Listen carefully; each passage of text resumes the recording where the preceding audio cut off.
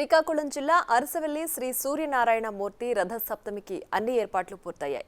అర్ధరాత్రి నుంచి స్వామివారు నిజరూప అలంకరణలో భక్తులకు దర్శనమిస్తారు. ఈ నేపథ్యంలో 1,00,000 మంది వరకు భక్తులొచ్చే అవకాశం ఉందని జిల్లా యంత్రాంగం అంచనా వేస్తోంది. మరిన్ని వివరాలు మా ప్రతినిధి రాము అందిస్తారు. అరసవెల్లి శ్రీ సూర్యనారాయణమూర్తి ఆలయంలో ఈరోజు అర్ధరాత్రి నుంచి కూడా రథసప్తమి వేడుకలు ఘనంగా జరగబోతున్నాయి. దీనికి సంబంధించి కూడా ఆలయ కమిటీతో పాటు జిల్లా యంత్రాంగాన్ని కూడా అన్ని ఏర్పాట్లు పూర్తి చేసింది.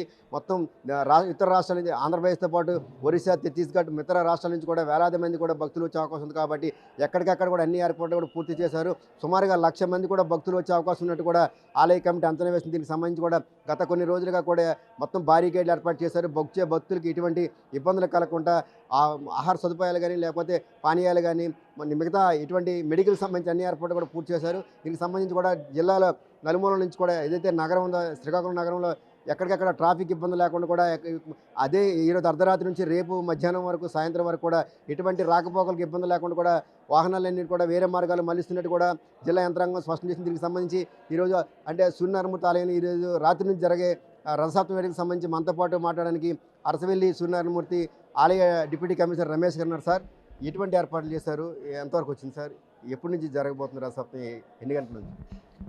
జై సూర్యనారాయణ స్వామి నమః. అరసవెల్లి గ్రామంలో ఏం చేస్తున్నటువంటి శ్రీ సూర్యనారాయణ స్వామి వారిది మాఘమాసంలో ఇప్పుడు మరి రథసప్తమి ఏర్పాట్లు ఘనంగా నిర్వహిస్తాకి ప్లాన్ చేసాం యంత్రాంగం అంతా. ముఖ్యంగా 16వ తారీఖుని రథసప్తమిని రేడీకరించుకొని అన్ని డిపార్ట్మెంట్లతో సమన్వయం చేస్తూ మరి జిల్లా ఆర్డీఓ గారు మరియు జిల్లా కలెక్టర్ గారు మరియు జిల్లా ఎస్పీ గారు వారి ఆధ్వర్యంలో మేము సమన్వయం చేసుకుని వాళ్ళందరితోటి సమావేశం ఇప్పటికే 2 పర్యాయములు పూర్తి చేయడం జరిగింది. తదుపరి దేవాలయ ప్రాంగణం అంతా కూడా ఎస్పీ గారి ఆధ్వర్యంలో ఆల్ డిపార్ట్మెంట్ పర్సన్స్, ఆర్డీఓ గారు, ఎస్పీ గారు, కలెక్టర్ గారు అందరం కూడా ఎక్కడెక్కడ ఏ పాయింట్లు ఏమేమి ప్రజలకి సౌకర్యాలు కల్పించాలన్నది కూడా చూడటం జరిగింది. ముఖ్యంగా మన కోనేరు దగ్గర నుంచి మరి మొదలయ్యి 100 రూపాయల దర్శనము, ఫ్రీ దర్శనము భక్తులు నేరుగా దేవాలయంలో ప్రవేశిస్తారు. అదేవిధంగా డోనర్స్ ఈ దేవస్థానానికి 1,00,000 రూపాయలు దాటి విరాళం ఇచ్చినటువంటి డోనర్స్ ఎవరైతే ఉన్నారో వాళ్ళందరికీ డోనర్ పాసు కల్పించడం జరిగింది. సార్, ఏ రకమైన పూజలు ఎప్పటి నుంచి ప్రారంభం కాబోతున్నాయి? అర్ధరాత్రి ఈరోజు ఏ విధమైన పూజలు కానీ సేవలు కానీ ఉండవండి. అంతరాలయ దర్శనం కూడా ఉండదు.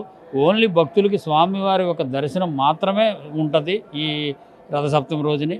మిగతా కార్యక్రమాలన్నీ కూడా మిగతా రోజుల్లో జరుగుతాయి తప్ప ఈ రథసప్తమి రోజున ఓన్లీ స్వామివారి దర్శనం మాత్రమే జరుగుతుంది.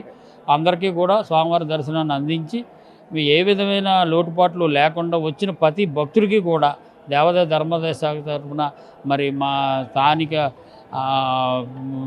ఎస్పీ గారు, కలెక్టర్ గారు, వారి యంత్రాంగము, రెవెన్యూ, పోలీసు, మరి మీడియా సభ్యులు అందరి సహకారంతో ఈ కార్యక్రమాన్ని దిగ్విజయంగా నిర్వహించడానికి ప్రయత్నం చేస్తున్నాం.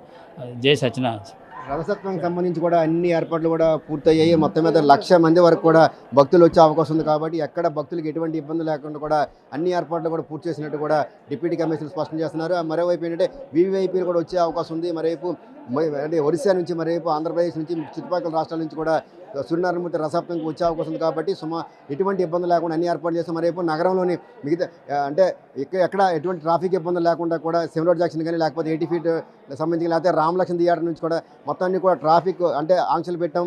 ఇటువైపు వచ్చే వెహికల్స్ అన్నీ కూడా వేరే మార్గాల నుంచి వెళ్ళే విధంగా కూడా ఏర్పాటు చేసి తెలిసింది. మొత్తం మీద అర్ధరాత్రి నుంచి కూడా స్వామివారికి సంబంధించి నిజరూప దర్శనం కలిగించే అవకాశం కూడా భక్తులందరూ కలిగిస్తున్నారు. ఎక్కడ కూడా అంటే సామాన్య భక్తులకు కానీ లేకపోతే వృద్ధులకు కానీ లేకపోతే మిగతా ఎవరు దివ్యాంగులు కూడా ఎటువంటి ఇబ్బంది లేకుండా అన్ని ఏర్పాట్లు కూడా చేసినట్టు కూడా ఆలయ కమిటీ స్పష్టం చేస్తుంది. వీడియో జర్నలిస్టు నాగరాజుతో రాము, బిగ్ టీవీ న్యూస్, శ్రీకాకుళం.